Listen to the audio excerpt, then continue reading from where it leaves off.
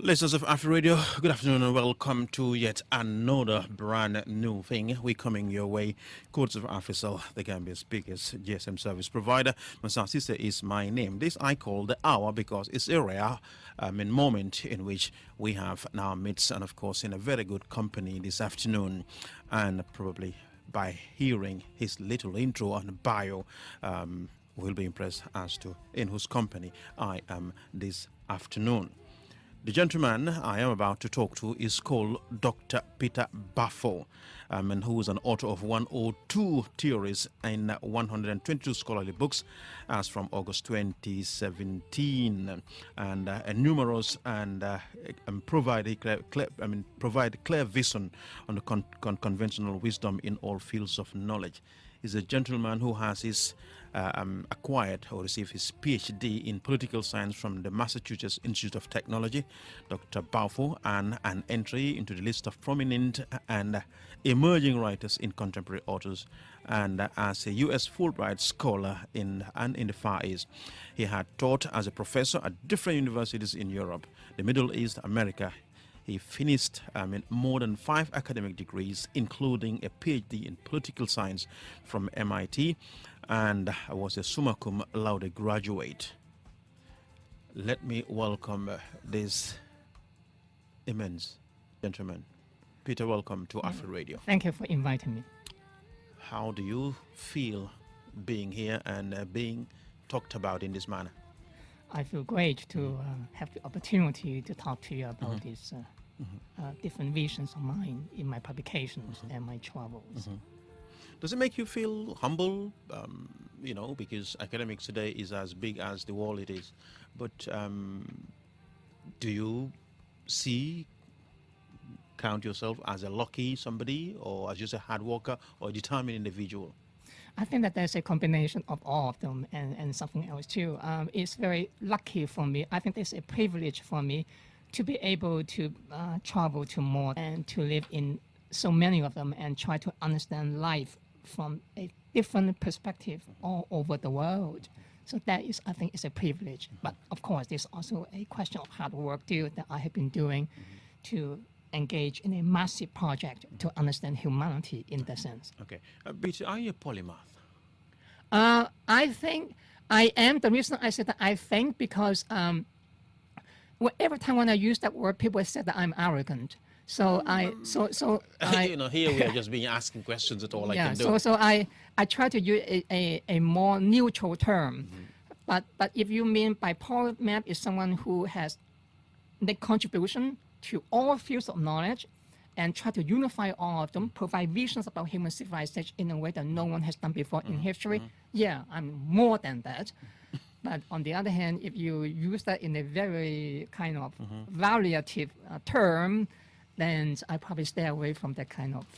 No, because I can't help, because I mean with all the publications, the books that you've written, from mathematics and the endless volumes, linguistics, the endless volumes, the future of post-human pragmatics, and of course you come into information studies, the future of post-human metadata, and of course human computing, in the future of information architecture.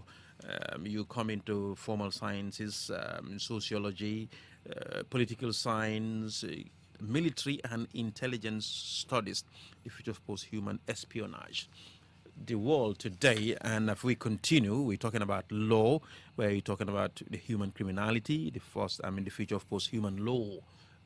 That even thinks of. I want to question where does AI comes into this, because you even went on to write about economics and business, communication studies, physics, engineering, the arts, entertainment, philosophy, and cultural studies, anthropology, sports, history, even religion are most concerned today.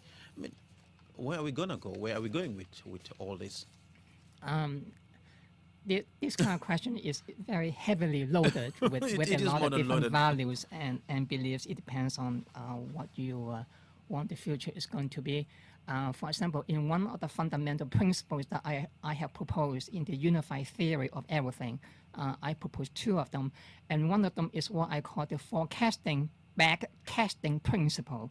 In the principle, I said that if there's something which you predict about the future, there's always something that you're doing something which is casting, which means that you are advocating that. There are some people, by the way, when you said that they are predicting something, they are not really predicting that, they are advocating that.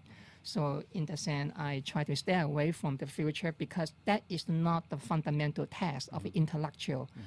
I am more interested in predicting the future and see what the visions and the future is going to be in all fields of knowledge. And I think that they move into all this kind of direction that I just proposed. Like in relation to the mind, I talk about the extinction of the human mind and the emergence of post-human intelligent life forms.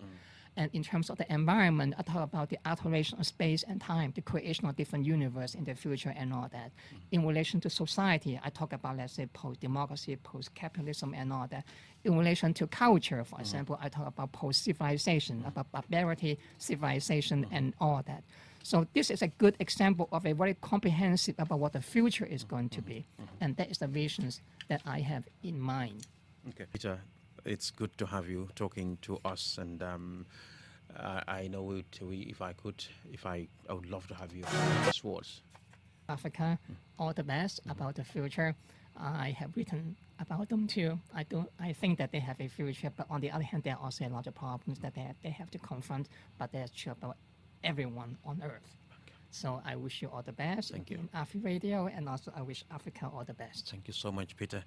There was, I call him a polymath because I think he is, anyone like him should be a polymath. That was Dr. Peter Baofu, an author of 102 or 3 new theories and 122 scholarly books, all different fields, talking to us here on Afri-Radio. Musa Sise is my name, and on behalf of AfriCell and everyone here in Afri-Radio, I want to wish you all a very, very pleasant day.